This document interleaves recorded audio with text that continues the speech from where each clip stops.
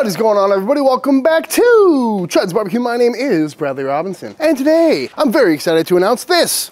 Shiny, clean, heavy-duty, redesigned, brand new, amazing, all-new redesigned mini Chud box. Coming up. Pretty exciting day.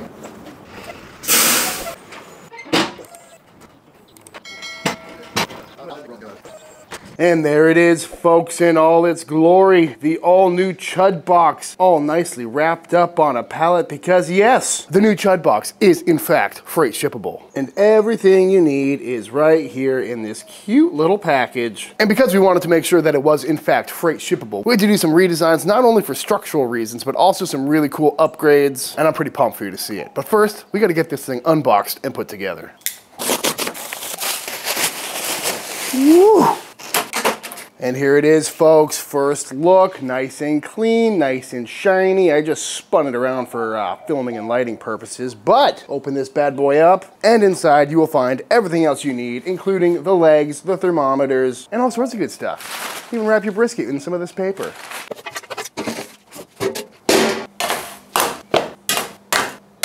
Talk about these in a minute. Beautiful, great. Oh, gotta love that.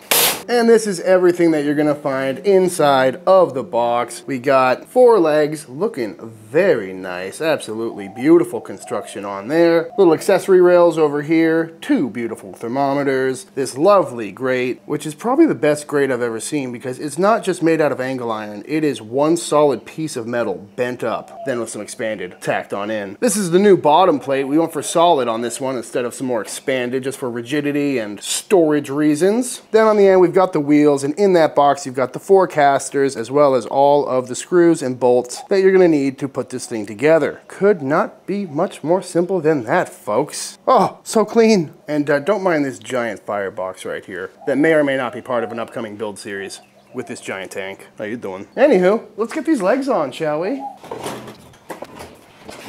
And as you can see, we have definitely done some upgrades on the bottom here. That is one, to have these nice little bolts beautifully inlaid to make life nice and easy. But also these are super wide, which is gonna really help insulate the bottom, making sure heat goes upward, as well as all these tacks on here to make sure nothing warps. Beautiful stuff. As for the legs here, there is a thin side as well as a thick side. And you always want the thin side facing front and or back. Thin side and forward would put it right here. On we go. Now you are going to need a socket wrench. Any basic socket wrench will be fine. Does not come included, but you know, if you don't have a socket kit at this point, I highly recommend investing. They come in handy. And if you're putting this together yourself, we want to go washer, then lock nut on there to make sure these legs don't move over time. And it's at this point when we got the 2 legs on, we're going to go in with our base plate here. Just want to get it in place at first. Make sure it's oriented the same way, and then underneath it goes.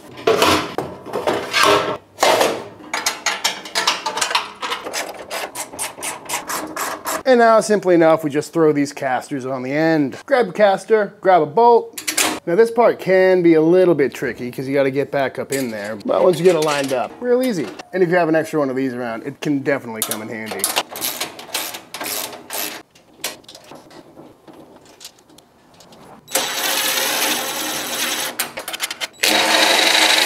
And there you go, pretty much fully assembled. And if you weren't filming yourself do this, it would probably take about half an hour. And now I need to figure out how to stand this thing up. Now for anyone doing this themselves, I must say for legal purposes, do not try and lift this thing by yourself. It's extremely heavy, but Brooke is taking a nap, so here we are. I think this thing weighs about 250 pounds, all things said and done. And another pallet for the collection. Woo, she rolls. Ooh, very nice.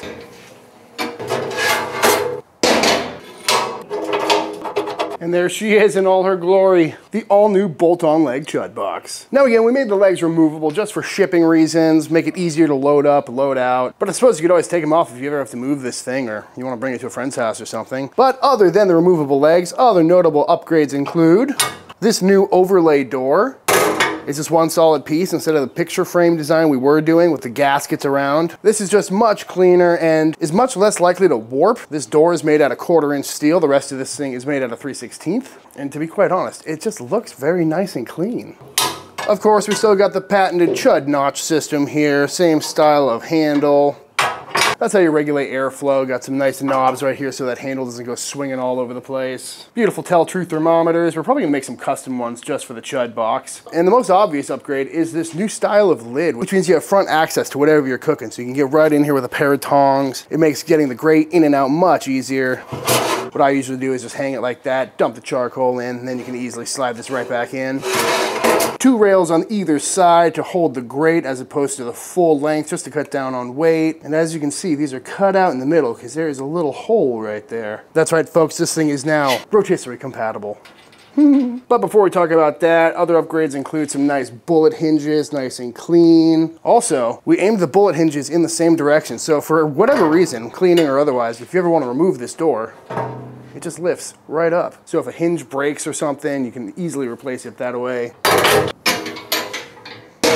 Upgraded the handle a bit, got this nice spinning handle to make it easy to lift up. Got the beautiful stainless nameplate on the front here, looking oh so shiny. Still got the handles for easy lifting. Got some new bullet hinges on the back, a much sleeker design for the door stop. And we also cut down the thickness of this damper to 1/8 inch and threw a nice spring right there. So that way you can leave it like this, and when you open the door, it stays in place and doesn't go swinging all over. And down below, of course, as you noticed, the casters are in fact replaceable, which is great because I've broken a lot of these little red casters over the years. Now, if you do want to use your mini Chud box here as a rotisserie, what we've done is modded some pieces to work with this one grill barbecue rotisserie. These little guys that hook up right on to these handles over here. Then you send the rod right through the little eyedropper, and you can make rotisserie chickens all day long. So using some of the pieces in the kit, plus the ones that we designed, you simply pop it right on the handle, 2 screws on the bottom, make sure those are nice and tight. Same one goes on the other side. Then the motor simply slides right on, make sure it's all lined up. And then on this side, you wanna make sure this piece is lined up and give that a good tighten, which is a super nice feature because that's what's gonna stop this thing from moving and pulling back on us, like my current rotisserie does on the one in the backyard. Nice and tight. I'm very impressed with this rotisserie. It is much nicer than the one I have. And the fact that it doesn't move, very nice. I gotta say, folks, I am super proud and super pumped about how this thing came out. It is everything and more I've ever wanted out of a mini Chud box. And whew, I think it's time we fired it up.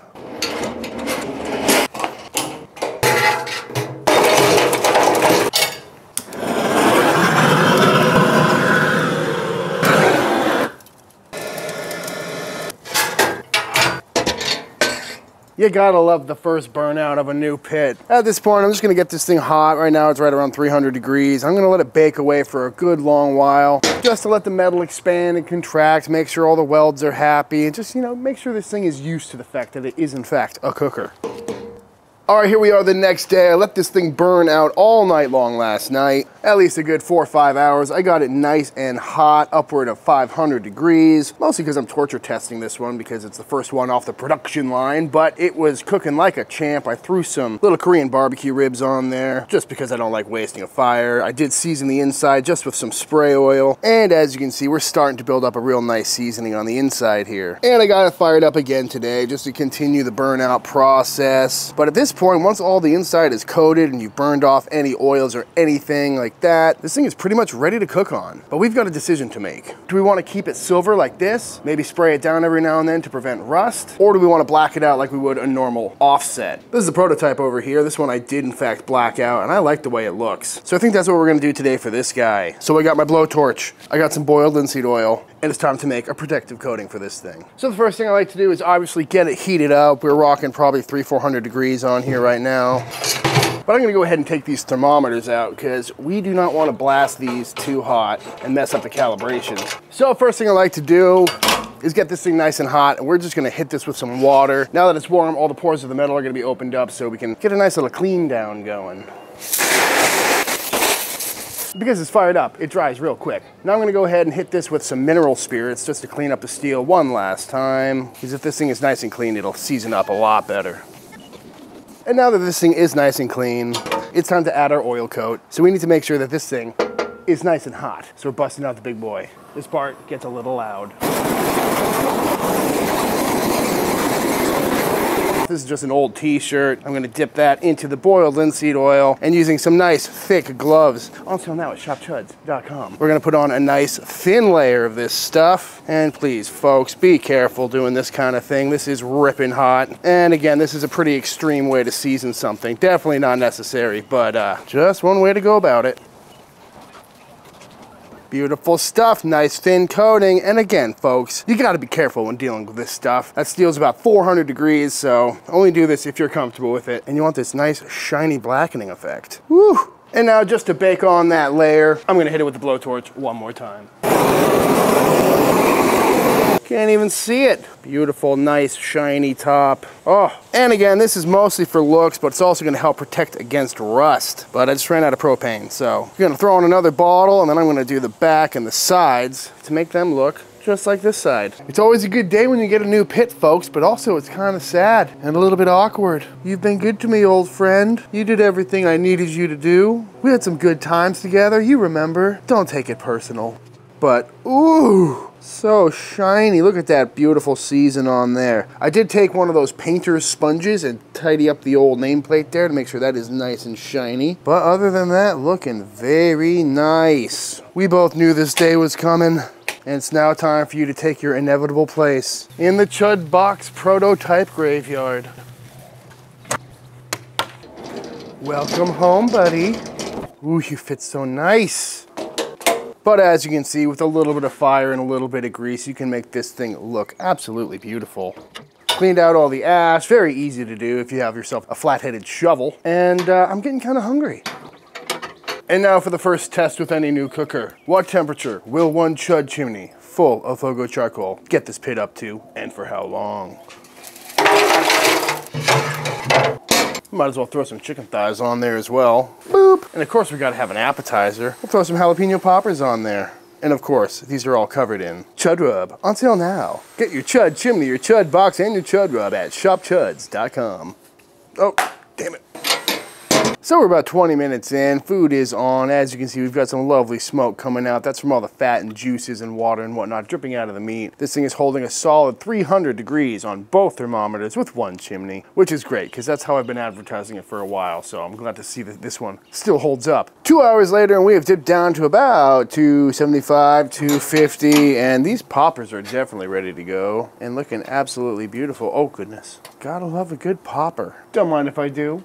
I flipped the pork steaks and the chicken thighs over a couple times here and there to make sure we're getting even browning and even cooking. And these are looking very nice. Flip these back over now that we've got some crispy skin. Gotta love direct heat chicken, folks. Does it get any better than direct heat? Oh, love it. Just that beautiful color. That mop sauce. Now that is a barbecue chicken thigh. Woo! Thin pork steak. Don't mind if I do. Moppy chicken thigh. Okay. It's another beautiful day out here, folks. And to be honest, I just can't stop cooking on this thing. Ooh, beautiful looking Boyd. How you doing? Rotisserie is working great. Oh, what a beautiful rotisserie chicken. And yeah, I steam that in the bowl. That's my little trick. Because when we're talking about rotisserie chickens, I'm thinking about that classic steamed out skin, that classic pull apart meat. If I want a crispy chicken, I'd cook a crispy chicken. But yeah, beautiful color on there. Bottom side where it was sitting in the bowl face down definitely paled out a little bit, but I'm not mad about it. This is just dinner. Tell me that doesn't look like rotisserie chicken skin from the grocery store. The best part. Oh, that is good. Nice and juicy. Who needs a knife when you can just pull off a juicy chicken breast? Come on. Always go for the oysters first, folks. Ooh. Yes, please. And I know you're probably sitting there saying, cool cooker, Brad. Sure, it's great for rotisserie chickens and hill country / Carolina style direct heat barbecue. But what happens if I want to grill a steak? Well, introducing one of several soon to be available accessories. This is the grill basket. As you can see, I have not tested this out, so this will be our first run at the prototype of the grill basket. Not too shabby. So far, so good, folks. And you could fit a lot of charcoal in this thing. Ooh, yeah. Don't forget the sides, folks. Come on. Shout out to Joe Yim. Thanks for leaving this beautiful steak in my fridge. Oh, I love a nice dark sear. And the best part is, all your ash just falls down below. Ooh, I bet we could throw a log down there too for some extra smoke. Oh, the possibilities.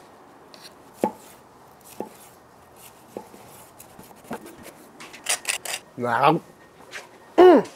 If y'all can't tell, I genuinely love cooking direct heat barbecue. I've got a whole playlist on this channel with recipes on the Chud box or one of its many previous iterations over there. Because there's just something so fun and easy about it. You know, you don't need to find a wood guy, you don't need to use logs, you don't need fire management skills, just one charcoal chimney and do some great barbecue for you and the pup. And I'm just really excited that it's now available for purchase to ship right to your door. And for all the information about that, head to chudsbbq.com where you can find the dimensions, the weight, the price, as well as freight options and estimated cost for shipping to wherever you are, whether you're up in Canada or down in Mexico or even up in New England, as well as local pickup options for here in Austin or in Dallas. But all that being said, that is the all-new Chud box, as well as a sneak peek at some add-ons that we're going to be coming out with in the future. We've already sold a bunch of these on the Patreon, so if you want to get one, act fast. But we will be pumping these out as fast as possible. We're currently taking pre-orders for the first batch that will be available in April. But all that being said, if you enjoyed this video, let me know by hitting that subscribe button. Let YouTube know by dropping a like on this video. If you pick up a Chud box for yourself, be sure to tag me on Instagram. I'd love to see y'all cooking on it and have you teach me a few recipes. Big shout out to all the Patreon members. Thank you for supporting Team Chud and allowing me to keep making all these pits and videos. And until the next time I see you, please go cook something outside.